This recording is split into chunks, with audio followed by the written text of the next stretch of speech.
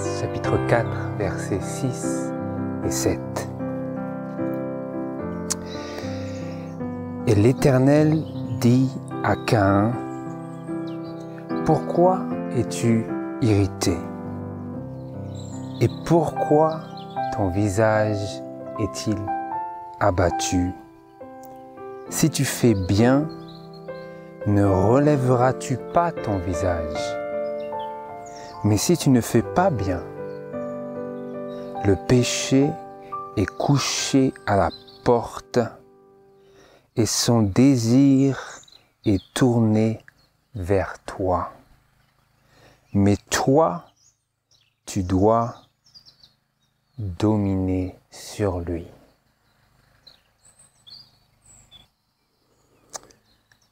Bonjour à tous frères et sœurs. Je ne sais pas pour vous, mais ces jours présents, ils m'inspirent beaucoup de choses. Et comme j'aimerais qu'on voit aujourd'hui, ils font ressortir des choses qu'on aurait peut-être aimé qu'elles ne ressortent pas. Mais le Seigneur, il fait cela parce qu'il veut notre bien. Et il permet à ce que nos défauts de caractère se révèlent pour qu'on puisse être purifiés de nous et pour qu'on puisse les mettre de côté et les abandonner. Et en cette fin de temps précipitée que nous sommes en train de vivre aujourd'hui, nous sommes confrontés à nos défauts de caractère. Qu'on le veuille ou pas, on y est confronté. Qui que nous soyons d'ailleurs, que nous soyons croyants ou que nous ne soyons pas croyants, nous y sommes confrontés car la fournaise ardente des événements des derniers jours les font ressortir, nos défauts de caractère. Et pour nous qui professons une foi en Jésus-Christ, eh bien, cette fournaise ardente fait ressortir les scories afin que nous les voyions pour ce qu'elles sont et que nous les abandonnions, à savoir nos défauts de caractère, nos mauvaises habitudes et des péchés profondément ancrés dans notre être. Et donc, Dieu fait monter la température de cette fournaise pour pouvoir séparer ces scories et faire de nous un or pur. Plus pur, un or plus fin, comme il le dit autre part, que l'or d'Ophir. Et donc, vis-à-vis des choses que nous traversons aujourd'hui, on est contraint d'admettre et de réaliser et d'en revenir aux bases et de réaliser qu'il n'y a vraiment que deux esprits sur cette terre, à savoir, et c'est le but de notre étude, l'esprit d'Abel et l'esprit de Caïn. Et aujourd'hui, on veut s'attarder sur l'esprit de Caïn pour pouvoir réaliser si ce n'est pas peut-être l'esprit que nous avons nourri au plus profond de nous au fur et à mesure que les scories remontent à la surface, pour ainsi dire, et que nos défauts sont mis en lumière par les événements qui chauffent cette fournaise, qui excitent beaucoup de traits de caractère qui autrement auraient semblé inexistants, mais ne sont pas inexistants. Et le Seigneur amène ces choses à notre attention. Et donc sans plus tarder, vous venez avec moi. Si vous avez une Bible, je vous encourage à la prendre et à lire avec moi. Pour commencer dans Proverbes chapitre 15. Proverbes chapitre 15 et verset 8. Dans Proverbes chapitre 15 verset 8, on a un petit résumé de ce que l'on va voir par la suite dans les passages bibliques que l'on va traverser. Proverbes chapitre 15 et verset 8. Le sacrifice des méchants est en abomination à l'Éternel, mais la requête des hommes droits lui est agréable. Qu'est-ce qui est en abomination à l'Éternel Dieu? Le sacrifice des méchants. Et donc maintenant, sans plus tarder, on se tourne vers notre texte, notre passage principal, celui sur lequel on va se concentrer aujourd'hui et à partir duquel on va arriver à des conclusions bibliques. Dans Genèse chapitre 4, en commençant par le verset 3. Genèse chapitre 4 et versets 3 à 5. Or, au bout de quelque temps, ou comme c'est écrit dans la note de marge de la Bible King James, à la fin des jours, ou autrement dit, le 7e jour. Au 7e jour, lorsqu'il venait pour adorer Dieu. Or, au bout de quelque temps, le jour du sabbat, Caïn offrit des fruits de la terre une oblation à l'Éternel. Et Abel offrit lui aussi des premiers-nés de son troupeau et de leur graisse, et l'Éternel eut égard à Abel et à son oblation, mais il n'eut point égard à Caïn, ni à son oblation, et Caïn fut fort irrité, et son visage fut abattu. Donc vous voyez ici que Abel est venu offrir une oblation des premiers-nés de son troupeau.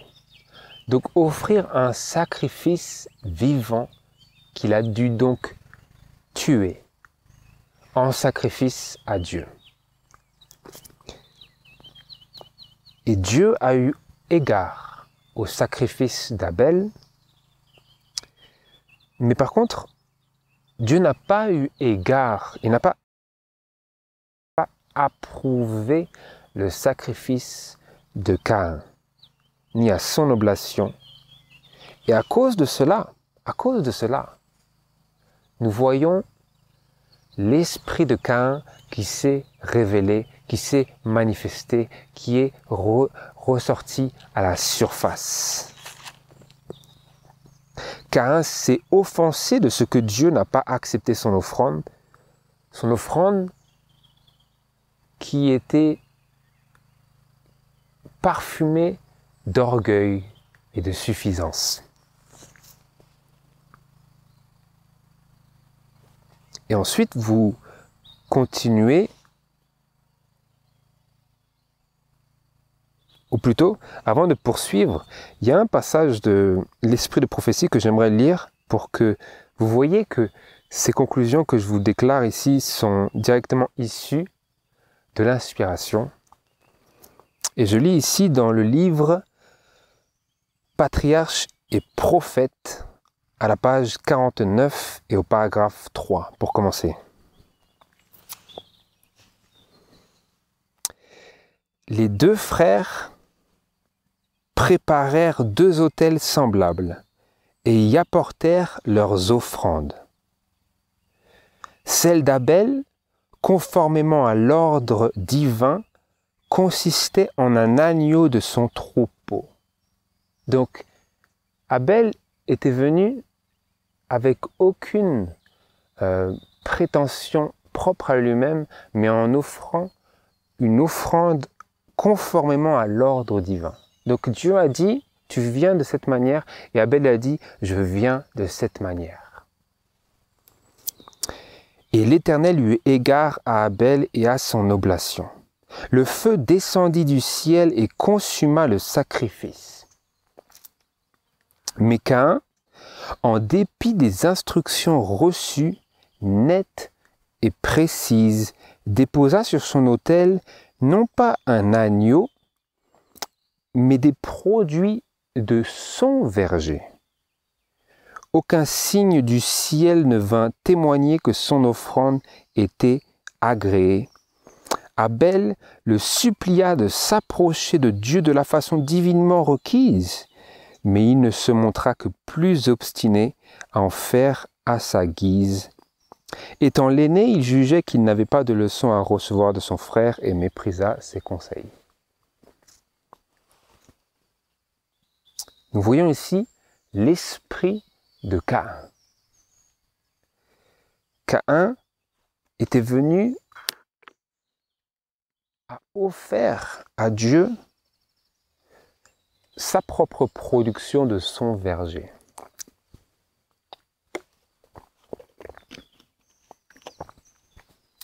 Je continue. Caïn s'était approché de Dieu avec le murmure et l'incrédulité au cœur, à l'égard de l'expiation promise et de la nécessité des sacrifices. Donc Caïn était venu en obéissant, mais comme on va le voir, simplement partiellement. Parce qu'il avait offert non pas le sacrifice requis, mais ses propres fruits.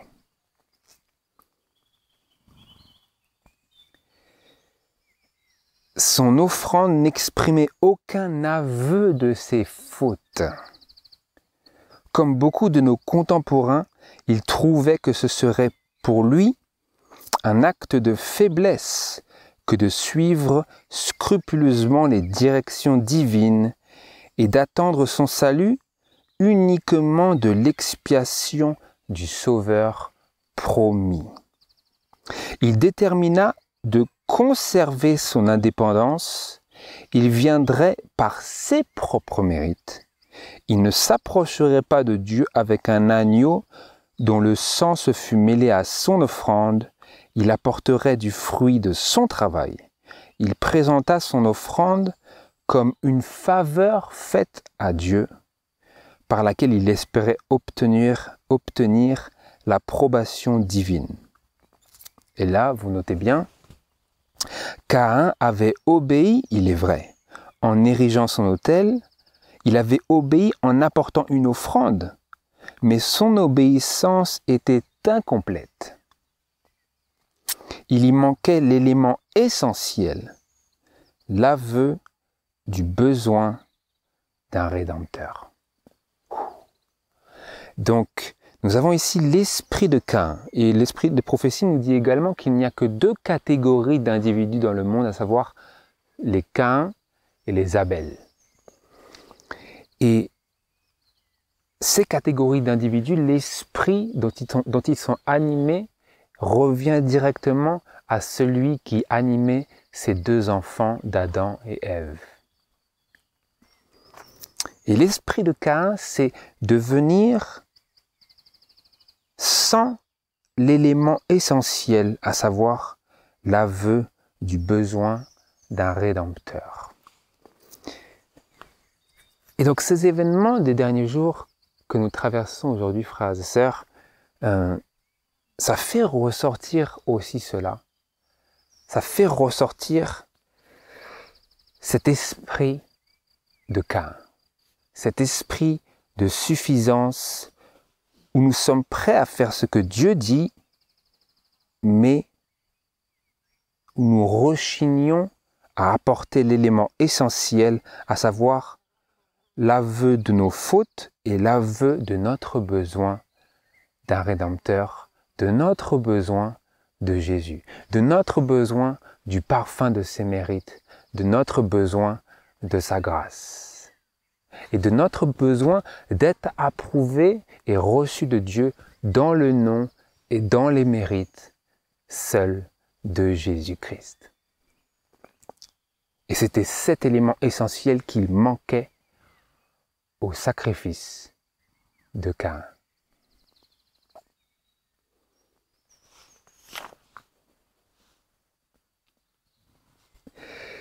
Et on continue maintenant. dans notre passage. Donc nous avions lu qu'Caïn fut fort irrité, que Dieu n'avait pas eu égard à son oblation, à Caïn ni à son oblation. Verset 6. Genèse chapitre 4, verset 6. Et l'Éternel dit à Caïn, « Pourquoi es-tu irrité? Et pourquoi ton visage est-il abattu? Si tu fais bien, ne relèveras-tu pas ton visage? Mais si tu ne fais pas bien, le péché est couché à la porte et son désir est tourné vers toi. Mais toi, tu dois dominer sur lui. » Donc voilà comment Dieu s'adresse à la personne qui est mue de l'esprit de Caïn. Il vient essayer de raisonner. Il vient plaider, comme nous le lisons aussi dans Ésaïe chapitre 1, comme c'est écrit dans la Bible en anglais, « Venez et raisonnons ensemble ». Et donc Dieu, dans son amour, il vient raisonner avec le pécheur. Il vient même raisonner avec le pécheur endurci, il vient raisonner avec le pécheur récalcitrant, il vient raisonner avec le pécheur suffisant et orgueilleux. Il vient raisonner avec ce pécheur-là parce qu'il est mort pour ce pécheur-là. Et donc il disait à ce pécheur-là, que vous et moi peut-être nous sommes et auquel peut-être nous pouvons nous identifier. Il vient dire à Caïn, « Pourquoi es-tu irrité? Qu'est-ce que je t'ai fait? Pourquoi tu es comme ça? Qu'est-ce que moi je t'ai fait de mal? Pour que toi, tu me fasses cela de mal. Et pourquoi ton visage est-il abattu?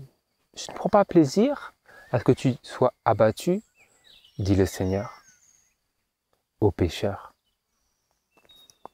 Si tu fais bien, ne relèveras-tu pas ton visage? » Donc le Seigneur disait, pourquoi est-ce que tu es abattu? N'est-ce pas parce que tu as fait le mal? Si tu fais le bien, n'auras-tu pas la joie? Qu'est-ce que je t'ai fait pour que tu sois comme cela avec moi? Mais si tu ne fais pas bien, mais si tu ne veux pas écouter mes conseils, le péché est couché à la porte. Et son désir est tourné vers toi. Donc c'est Jacques chapitre 1. C'est si tu cèdes à la tentation, si tu te livres au mal et au péché, le péché il sera couché à ta porte comme couché à la porte. Le Seigneur était en train ici de donner une image, une illustration de ce que cela fait lorsqu'on nourrit le péché. Eh bien le péché est tout proche, prêt à entrer dès que nous ouvrons la porte. La porte des 5 sens, n'est-ce pas? L'ouïe, l'odorat, la bouche, les yeux, quoi que nous fassions, le péché est à la porte, si nous ne faisons pas bien. Mais là, Dieu donnait une once d'espoir, même dans cette situation d'endurcissement. Il disait, mais toi, tu dois dominer sur lui.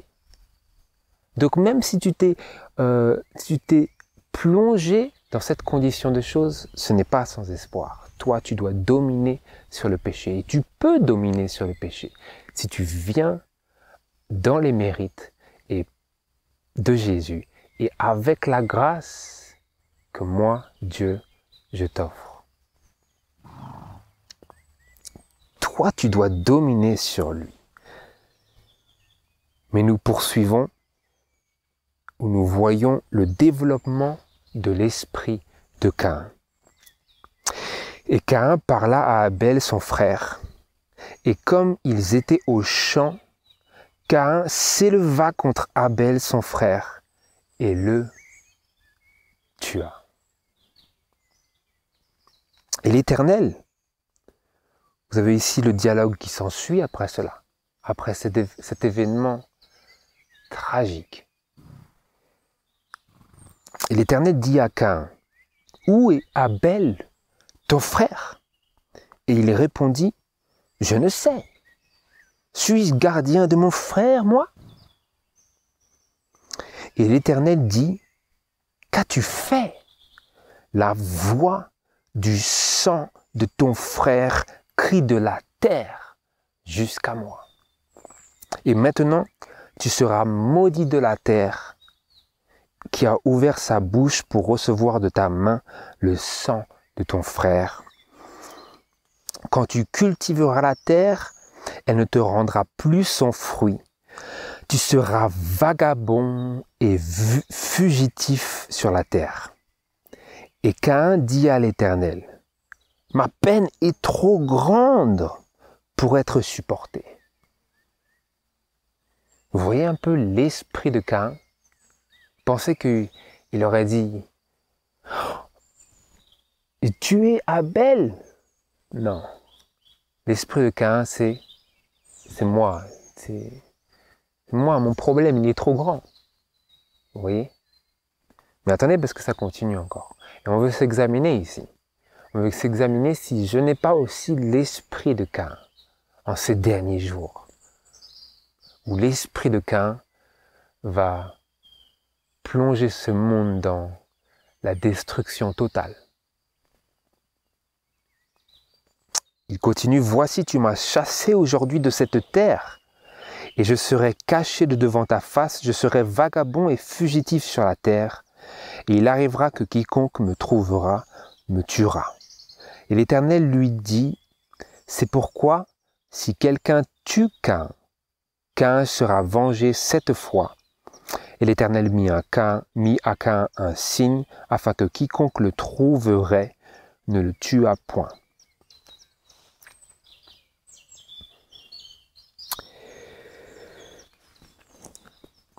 Et je continue en lisant, encore une fois, l'esprit de prophétie, à la page, dans Patriarches et Prophètes, à la page 51 et au paragraphe 1.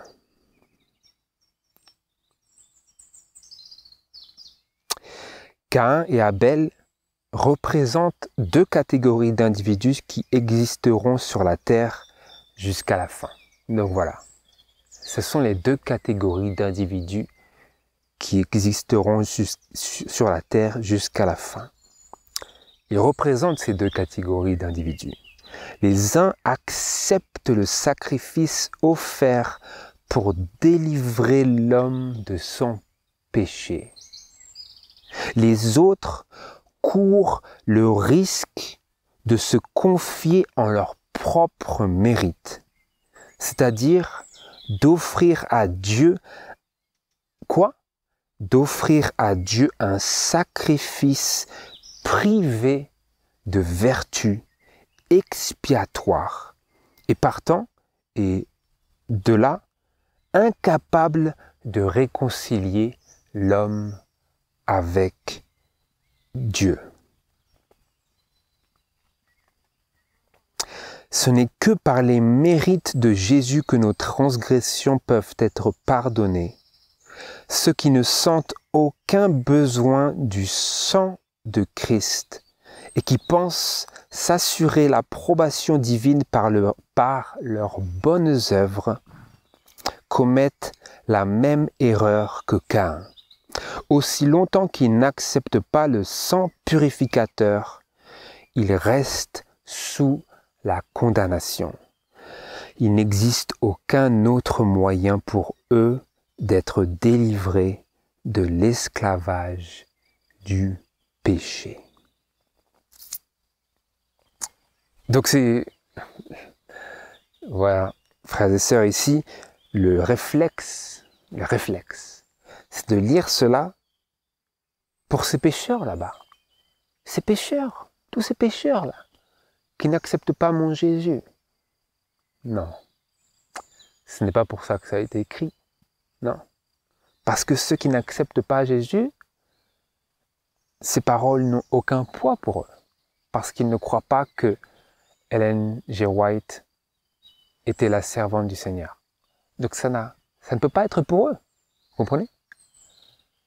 Donc ces paroles, elles sont pour nous. Elles sont pour moi. Et qu'est-ce que je peux retirer de ces paroles dans ce cas? il faut que je sente mon besoin de Christ et que je ne cherche pas à m'assurer l'approbation de Dieu par mes propres bonnes œuvres. Que je comprenne que quand je viens à Dieu, si je veux lui être agréable, il faut que j'admette que je vienne avec cet élément essentiel en avouant mon besoin sérieux et constant du Rédempteur. En avouant, en admettant, en confessant mon besoin sérieux de Jésus à chaque instant, à chaque prière, pour être accepté auprès de Dieu.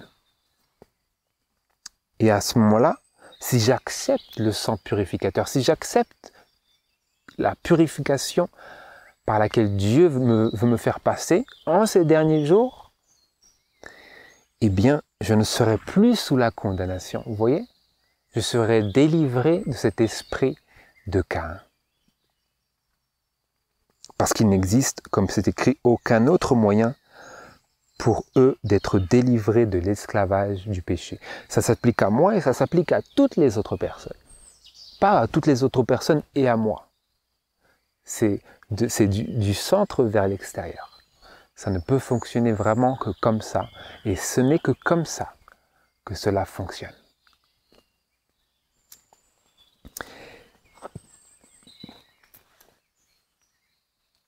Et je poursuis.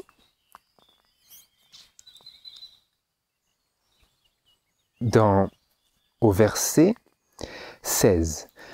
Donc on a lu que Dieu a promis à Caïn qu'il mettrait un signe sur Caïn pour que quiconque le trouverait ne le tuât point. Parce que Caïn avait dit, maintenant c'est un gros problème. Parce que les gens ils vont dire, c'est toi le premier meurtrier, mais tu mérites. Tu mérites maintenant qu'il t'arrive ce que tu as fait. Hein? Un œil pour œil, dent pour dent. C'est ce que Jésus, il avait dit et rapporté. Vous avez entendu qu'on l'on a dit œil pour œil, dent pour dent, mais Jésus, il a dit, ce n'est pas ça la loi de mon royaume. Et donc Dieu, il disait, ce n'est pas ça la loi de mon royaume. Donc je dirais, si quelqu'un est tenté de te faire ce que tu as fait à Abel, je mettrai une marque sur toi, un signe sur toi, afin que quiconque te trouvera, ne te tuât point. Vous voyez l'amour de Dieu? Amour de Dieu même pour Caïn, même pour cet esprit, même pour cet esprit. Hein? Qu'est-ce que cela veut dire? Tellement de choses. Ça renferme pour nous que Jésus a dit, pardonnez à ceux qui vous persécutent, aimez vos ennemis et priez pour ceux qui vous persécutent. Jésus l'a dit, ce n'est pas œil pour œil, dent pour dent, dans mon royaume de l'amour de Dieu. Et donc on lit la suite, verset 16. Alors Caïn sortit de devant l'Éternel et habita au pays de Nod, à l'orient d'Éden. Puis Caïn connut sa femme qui conçut et enfanta Enoch. Or, il construisit une ville qu'il appela Enoch, du nom de son fils. Ce n'est pas l'autre Enoch qui marchait avec Dieu, non. Ce n'est pas le même, là. Pas du tout. Et donc là, qu'est-ce qu'on voit? Ce premier homme à avoir tué, qu'est-ce qu'il fit? Après que Caïn sortit de devant l'Éternel et qu'il habita au pays de Nod, il construisit une ville. Et donc, le premier meurtrier fut le premier à fonder une ville. Le fondateur de la première ville, c'était Caïn. Et ça fait partie de notre message, de notre méditation aujourd'hui, de ce que je voudrais que l'on puisse prendre avec nous de cette méditation. C'est que le premier meurtrier fut celui qui fonda la première ville. Je lis ici dans le livre Patriarches et Prophètes, encore une fois à la page 58, et au paragraphe 2.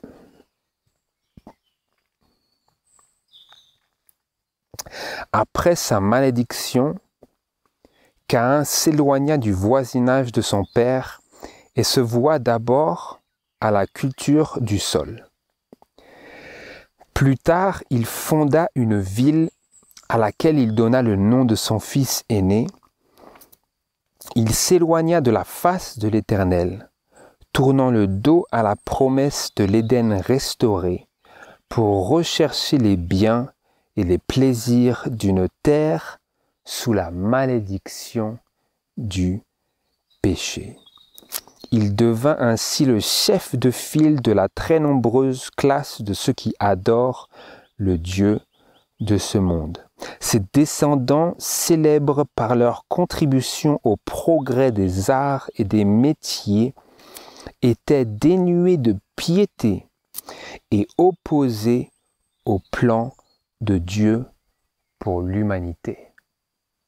Voilà ce que l'esprit de Caïn a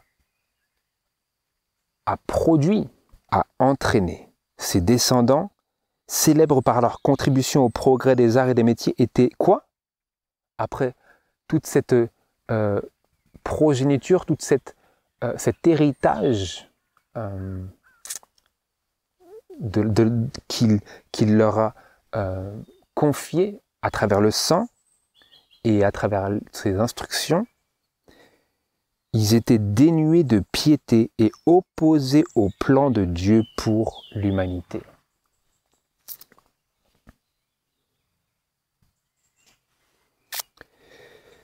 J'aimerais aussi lire cette description qui continue, ou plutôt, je vais lire le contraste. Et c'était quoi? Quel était le contraste? Lui, ça c'était ce qui était arrivé à Caïn et à ses descendants. Et maintenant, nous lisons Abel, lui, s'était consacré à la vie pastorale, vivant sous des tentes ou sous des abris de feuillage. Les descendants de Seth, l'autre fils d'Adam, qu'il a eu avec Ève pour remplacer Caïn, les descendants de Seth suivirent la même vocation, faisant profession d'être étrangers et voyageurs sur la terre, attendant une patrie meilleure, la patrie céleste. Hébreux chapitre 11, versets 13 et 16. Et maintenant, en rapport avec cette première ville que fonda Caïn, j'aimerais aborder ce sujet de ce qui a été commencé à cette époque et qui s'est poursuivi depuis ce moment-là, depuis cette première ville, et ce qui se passe dans les villes, à la différence de ce qui se passe dans les champs, dans la campagne, dans les milieux ruraux. Je lis ici dans Le Foyer chrétien à la page 129 et au paragraphe 1. La vie citadine est anormale et artificielle.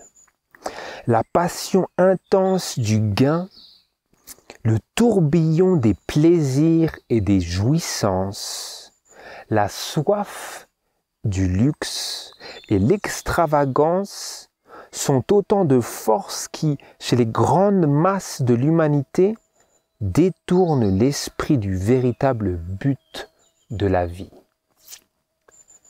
La vie dans les villes, la vie citadine. Voilà ce que la vie citadine fait.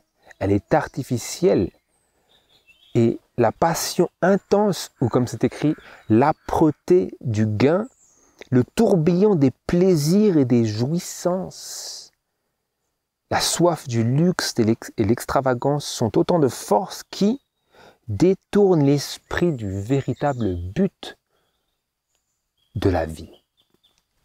Et moi, je peux vraiment témoigner de cette réalité parce que j'ai grandi dans le centre vraiment le centre de Paris. Et, et j'avais l'habitude, quand j'allais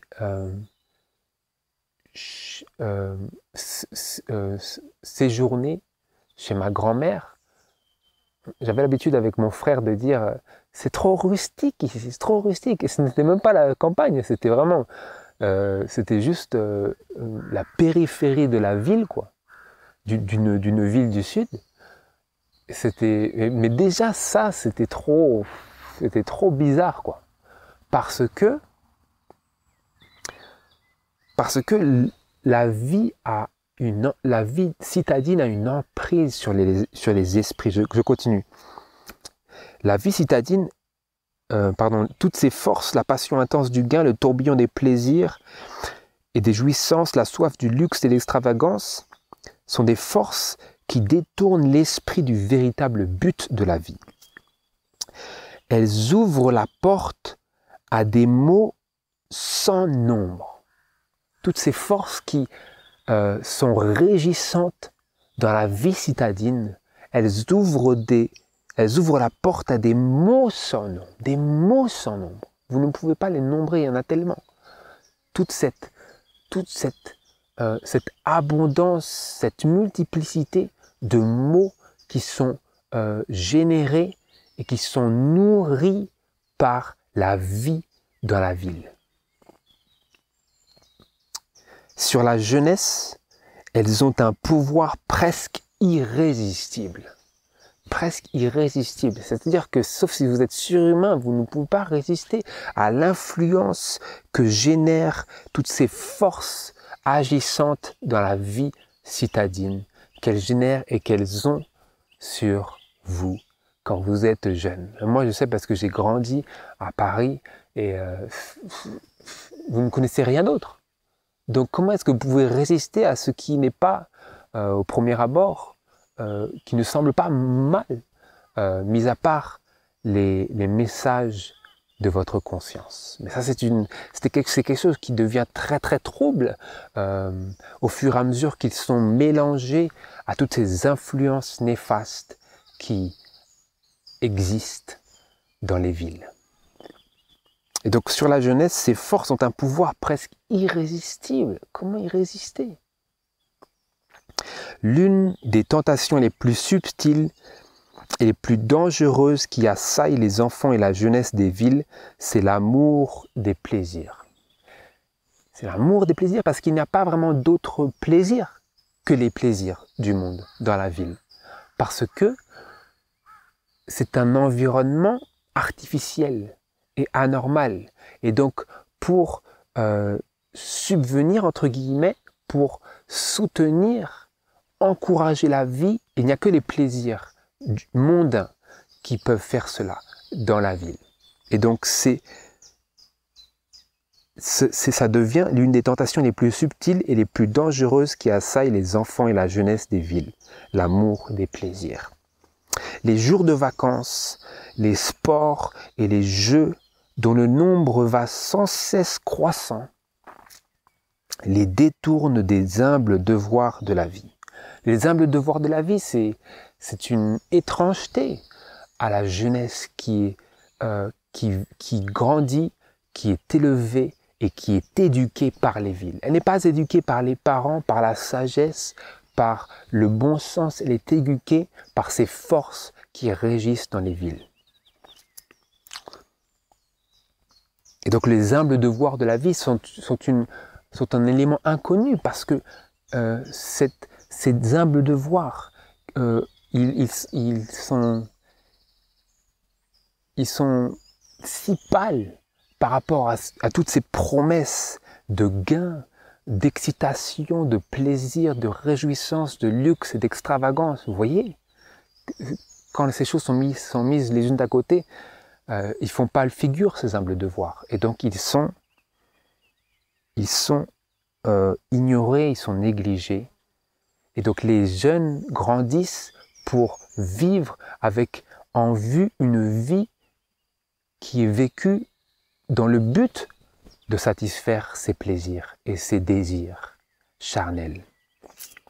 L'argent qui aurait dû être épargné pour un meilleur usage est ainsi gaspillé en amusement. Je pourrais même témoigner de cela, mais je ne veux pas le faire parce que les sommes sont si grandes. À cause de tous ces maux qui sont sans nombre dans la ville et qui ont une influence presque irrésistible, notamment sur les enfants et la jeunesse.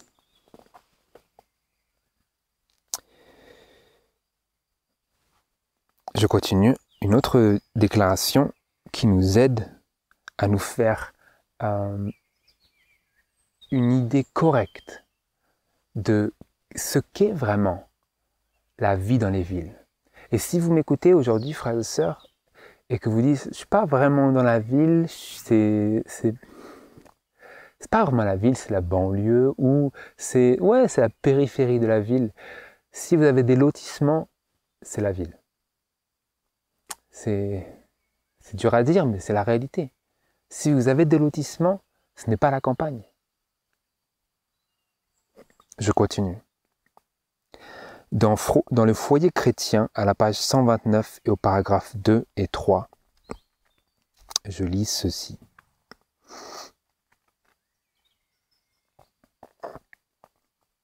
Les conditions physiques dans les villes sont souvent un danger pour la santé. Le contact toujours possible avec la maladie, l'air vicié, l'eau impure, les aliments malsains, les logements sombres, insalubres et exigus sont quelques-uns des maux nombreux qu'on y rencontre. Il n'est pas conforme au dessein de Dieu que les hommes s'entassent dans les villes. Ce n'est pas là son plan originel, que les hommes s'entassent dans les villes. Ce n'est pas comme cela qu'il avait prévu l'existence de l'homme, mais vous vous rappellerez que Caïn, s'étant détourné de la présence de l'Éternel, est allé fonder une ville. Donc, le fondement même de la première ville était en conséquence de s'être détourné de la présence de Dieu. Et c'est exactement ce que cela fait pour les personnes qui y sont, c'est que cela détourne l'esprit du but originel de la vie, à savoir être mis en harmonie, être réconcilié avec Dieu.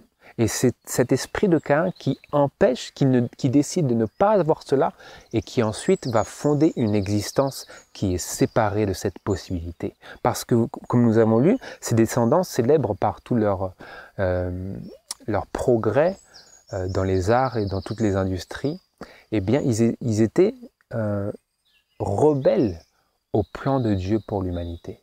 Ils n'acceptaient pas cela. Et c'est la même chose aujourd'hui dans les villes. Je continue. Il n'est pas conforme au dessein de Dieu que les hommes s'entassent dans les villes. Il plaça nos premiers parents au milieu de scènes champêtres, ou littéralement au milieu des magnifiques sons et paysages. Au milieu des magnifiques sons et paysages dont il voudrait nous faire jouir encore aujourd'hui. Plus nous nous approcherons du plan originel de Dieu, mieux nous obtiendrons la santé du corps et de l'esprit et de l'âme. Donc, ça fait beaucoup de choses pour arriver à ça, mais généralement c'est souvent le cas que lorsque l'on veut passer un message, si nous voulons vraiment le communiquer clairement et justement, et de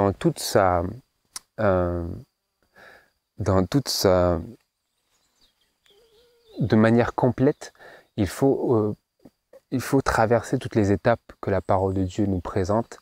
Et moi, je peux témoigner de ce que lorsque nous nous approchons du plan originel de Dieu, nous obtenons la santé du corps, de l'esprit et de l'âme. Vous savez, quand il y a toutes ces informations démoralisantes auxquelles nous sommes confrontés aujourd'hui, et toutes les tentations et les échecs personnels, des fois, la seule réponse pour moi. Des fois, c'est très lié à l'étude de la parole et la prière, mais quand je me suis laissé emporter, je revais dans la nature. Et c'est pour ça que le fait de vivre dans la campagne, c'est une nécessité absolue, comme nous allons le voir après. Donc moi, je vais dans la campagne, ce qui est juste à quelques pas, quoi. C'est le jardin, en fait. Et je m'allonge là sur l'herbe quand il fait beau, quand il ne fait pas trop mouillé. Et ça a une influence sur notre âme, notre esprit et notre corps qui est celle qui était prévue dans le plan originel de Dieu. Et dans son plan de la rédemption, eh ben, ceci est contenu dedans pour, à travers la nature, être mis en connexion directe avec le Dieu de la nature. Non pas que la nature est Dieu, mais Dieu nous communique à travers les œuvres de ses mains, à travers sa création. Et donc, si vous écoutez attentivement, vous écoutez les oiseaux chanter, vous écoutez le vent souffler, vous ressentez le soleil briller, et toutes les choses que vous ne pouvez pas expliquer ont un effet subtil sur vous, et en même temps l'Esprit de Dieu il vous rappelle les versets de la parole de Dieu qui sont directement applicables à votre situation. Et tout cela, lorsque nous nous y soumettons et que nous recevons cela avec l'esprit d'Abel, eh bien, nous sommes amenés proches de Dieu. Et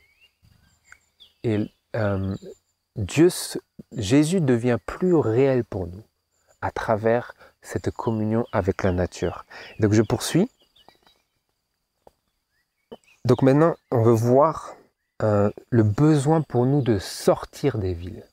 Et donc je répète, si vous n'êtes pas trop certain de vivre dans la ville, c'est que vous y êtes. C'est important.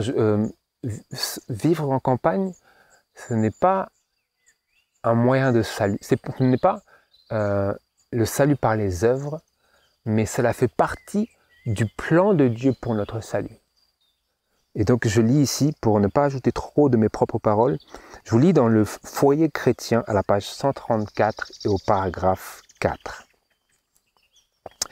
À plusieurs reprises, le Seigneur a fait savoir que notre peuple doit éloigner ses familles des villes et les établir à la campagne, où elles peuvent cultiver les produits dont elles ont besoin, car à l'avenir, pouvoir acheter et vendre deviendra un sérieux problème.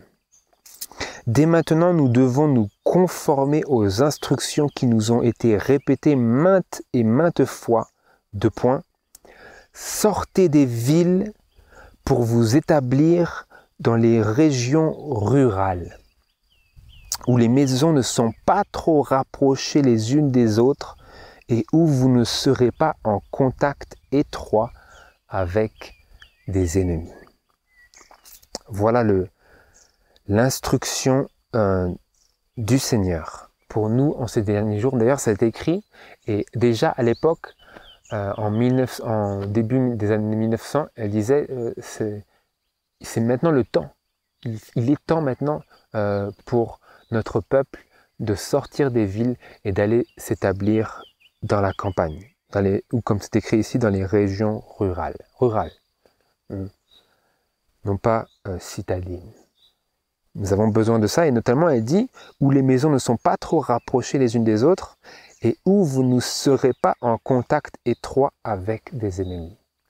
Il y a plusieurs aspects ici qui rentrent en ligne, c'est-à-dire que c'est pour notre relation avec Dieu. Et il y a aussi le fait que les villes sont un centre d'iniquité si abondant, et que cela va devenir encore plus dangereux pendant les temps dans lesquels nous vivons aujourd'hui, et notamment pendant la crise des lois du dimanche. Donc maintenant, c'était déjà une un impératif au début des années 1900, mais maintenant il faut courir, quoi. Comprenez? Courir, se hâter, tout en ayant foi en Dieu, en écoutant sa voix et en lui demandant de nous guider. Moi, je sais que au début, le Seigneur, il m'a déménagé, pour ainsi dire, c'était pour des études. Donc, c'était dans un endroit, pas vraiment de la campagne, mais c'était proche quand même. Parce que la transition aurait été trop abrupte pour moi. Directement du centre peuplé de Paris jusqu'à la pleine campagne, j'aurais pas pu. Mais il m'a mis là jusqu'à ce que je revienne au besoin, au sentiment que je réalisais mon besoin d'être dans la vraie campagne. Et là, j'ai prié le Seigneur, j'ai prié, je me disais, ça va jamais être possible, Seigneur. Il faut ça, il faut que j'ai ça pour que ce soit faisable. Et je priais, Seigneur, il faut que j'ai ça pour que ça soit fait. Sinon, c'est pas possible. Et le Seigneur, en son temps, et je ne croyais même pas vraiment, mais je savais que c'était nécessaire. Et vu que je savais que la volonté de Dieu, c'était que j'habite en campagne, comme je viens de le lire ici, eh bien, ça s'est produit. Et une chose après l'autre, tac, tac, tac, tac. Toutes les choses dont j'avais besoin, elles sont venues en ordre, se mettre en file pour permettre que je puisse vivre dans une région rurale. Et donc, ce qu'il a fait, notamment pour moi, c'est ce qu'il a pour dessein de faire pour chacun de son peuple. Et plus particulièrement maintenant que la vie citadine va devenir si dangereuse. Si dangereuse. Ça ne veut pas dire que si nous sommes en ville, nous sommes condamnés. Ça veut dire que si nous sommes en ville, ou dans un endroit où les maisons sont trop rapprochées les unes des autres, eh bien, le Seigneur veut nous éduquer, et le Seigneur veut nous guider, et le Seigneur veut nous accompagner. Et donc, quelques mouvements que nous fassions, nous le ferons avec notre main dans la sienne. Et il n'y a que comme ça que cela fonctionne vraiment, parce que vous allez en campagne, non pas pour vous cacher du monde, mais pour vous rapprocher de Dieu. Donc, où que nous soyons, l'important c'est que nous nous rapprochions de Dieu et que nous le laissions nous guider jusqu'à un endroit où nous puissions être mis dans des circonstances qui vont favoriser notre santé d'esprit et de corps.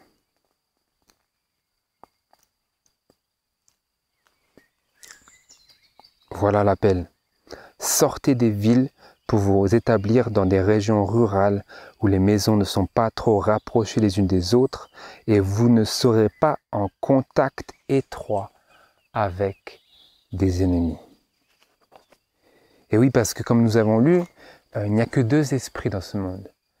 Et si vous êtes mus de l'esprit d'Abel, deux catégories d'individus, pardon. Et si vous êtes parmi cette catégorie d'individus qui est mu de l'esprit d'Abel, eh bien, ceux qui sont mus de l'esprit de Caïn deviendront dangereux pour vous. Et donc, tout en saisissant la main puissante de Dieu, nous voulons suivre ses conseils. Le Seigneur peut nous sauver de toutes circonstances. Mais pour notre croissance et pour notre santé spirituelle et morale et physique, nous avons besoin, en harmonie avec ses conseils, de vivre à la campagne. Tout n'est pas super magnifique dans la campagne, mais ce n'est pas la ville. Vous voyez, il y a des ronces aussi dans la campagne, il y a beaucoup d'herbes, mais même si la terre a été maudite par le péché, nous pouvons encore y discerner la création de Dieu. Parce que lorsque nous lisons la parole de Dieu, elle illumine les choses que nous n'arrivons pas à comprendre dans la création de Dieu. Et donc, lisons pour terminer le passage de 2 Corinthiens chapitre 6.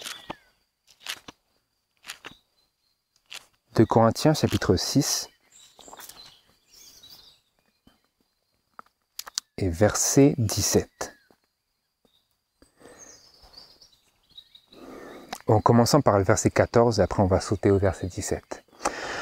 Ne vous mettez pas sous un même joug avec des infidèles, car qu'y a-t-il de commun entre la justice et l'iniquité? Et quelle union y a-t-il entre la lumière et les ténèbres? Verset 17. Ou plutôt verset 16. Et quel rapport entre le temple de Dieu et les idoles? Car vous êtes le temple du Dieu vivant, comme Dieu l'a dit. J'habiterai au milieu d'eux et j'y marcherai, et je serai leur Dieu, et ils seront mon peuple. C'est pourquoi sortez du milieu d'eux et vous séparez, dit le Seigneur, et ne touchez point à ce qui est impur, et je vous recevrai, et je serai votre Père, et vous serez mes fils et mes filles, dit le Seigneur Tout-Puissant. Voilà, puissions-nous nous saisir de cette promesse et nous conformer à cet appel à l'obéissance de Dieu, tout en nous souvenant que lorsque Dieu nous dit « Sortez du milieu de Babylone, mon peuple », aller en campagne, c'est aussi mettre derrière nous Babylone. Et si nous sommes en campagne, c'est aussi possible d'avoir gardé Babylone avec nous. Donc à chaque instant, Dieu nous dit « Sortez du milieu d'eux » et sortez de cet esprit de Caïn. Sortez-en physiquement, mais principalement et par-dessus tout, sortez-en spirituellement. Que je puisse venir à Dieu en acceptant, en avouant, en lui avouant mon besoin de Jésus à chaque instant, à chaque prière, à chaque moment et à chaque heure. Parce que sans Jésus, mes mérites, ils ne sont pas suffisants. Voilà, frères et sœurs, j'espère que ça aura été pour vous une bénédiction et que l'on puisse être illuminé par ses conseils. Que le Seigneur vous garde et vous bénisse. Amen.